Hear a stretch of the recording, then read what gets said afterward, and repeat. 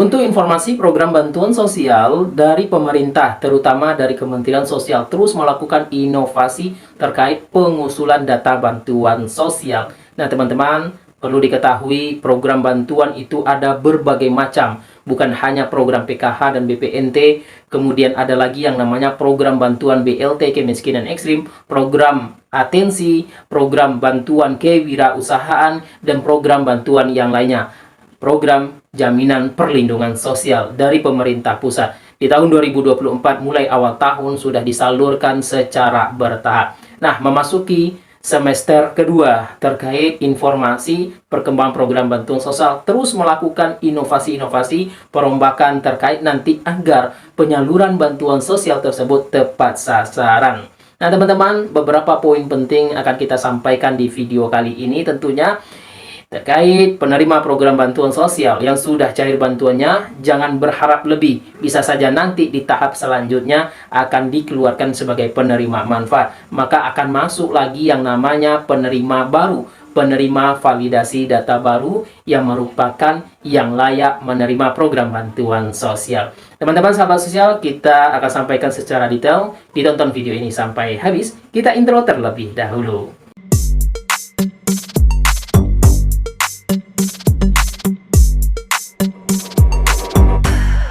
Halo semua, Assalamualaikum warahmatullahi wabarakatuh. Welcome di channel Emril Media. Terima kasih teman-teman semua yang selalu standby di channel ini. Di video kali ini kita akan menyampaikan adanya informasi terbaru perkembangan program bantuan sosial tentunya. Bagaimana?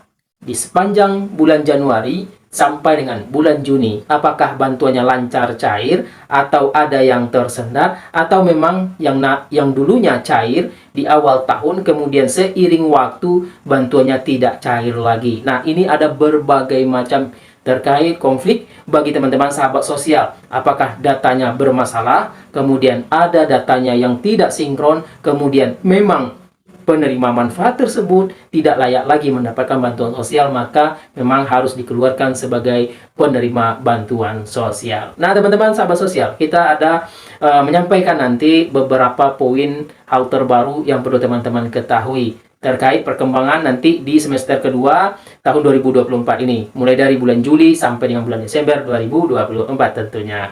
Kita akan jelaskan, jangan lupa tekan dulu tombol subscribe-nya dan nyalakan lonceng notifikasinya. Semoga teman-teman mendapatkan pencerahan dari setiap informasi yang kita sampaikan.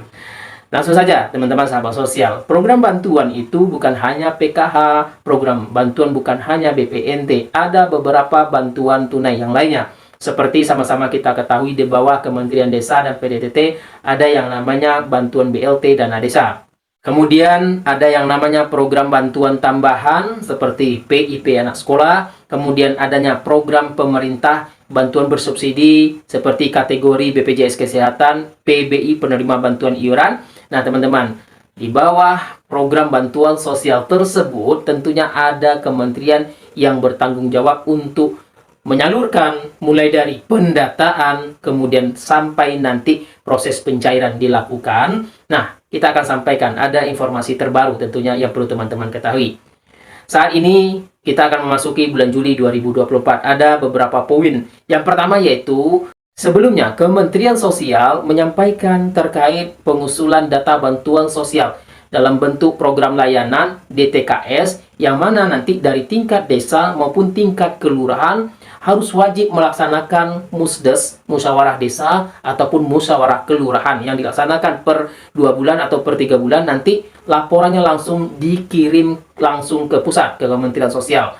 Jika proses ini dilakukan tentunya bagi penerima manfaat yang diusulkan nanti baru diverifikasi oleh pusat melalui Kementerian Sosial. Nah, teman-teman sahabat sosial, ini merupakan layanan terbaru yang dilakukan oleh Kementerian Sosial. Sehingga nanti penyaluran bantuan tersebut lebih tepat sasaran, lebih transparan, siapa saja penerima manfaat. Apakah memang sesuai dengan data kartu keluarganya, kemudian data komponen yang ada dalam kartu keluarganya sudah sesuai mendapatkan bantuan sosial. Baik itu PKH, BPNT, dan bantuan yang tercover di bawah Kementerian Sosial. Itu harus dipahami terlebih dahulu.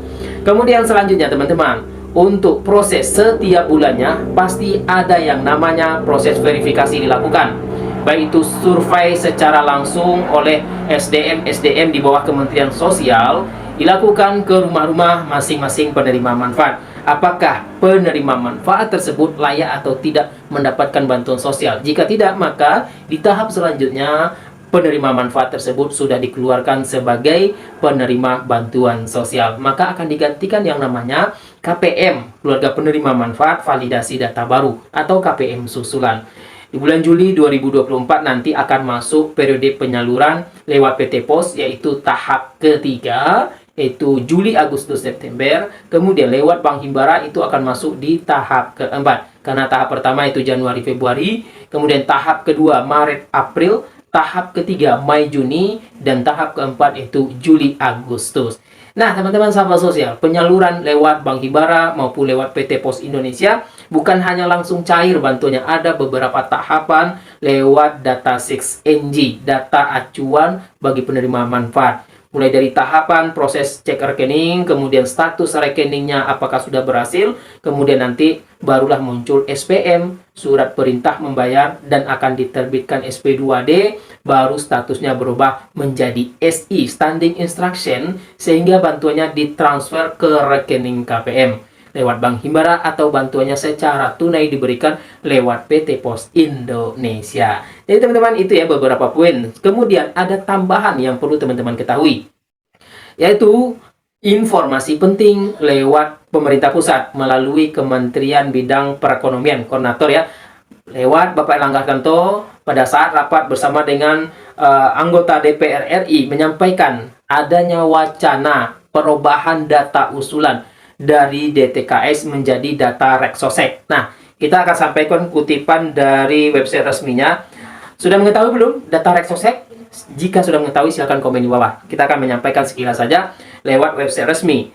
Reksosek adalah pendataan registrasi sosial ekonomi. Jadi, Reksosek itu registrasi sosial ekonomi. Sistem pendataan kependudukan yang mencakup profil, kemudian kondisi sosial ekonomi, dan tingkat kesejahteraan penduduk. Dan proses pendataan ini dilakukan secara berkala tentunya. Data tersebut akan terhubung dengan data pada kementerian atau lembaga, dan juga dengan data pemerintah daerah hingga tingkat desa dan kelurahan. Jadi terintegrasi data Reksosek ini dengan data seperti BPJS Kesehatan, data BPJS Ketenagakerjaan, kemudian data DTKS, kemudian data Dukcapil, data Dapodik, dan seluruh data yang ada di kementerian sampai dengan tingkat desa maupun tingkat kelurahan. Nah teman-teman, ini wacana yang akan segera dilakukan nantinya. Apakah terwujud atau tidaknya, tentu akan kita tunggu informasi selanjutnya dari pemerintah pusat.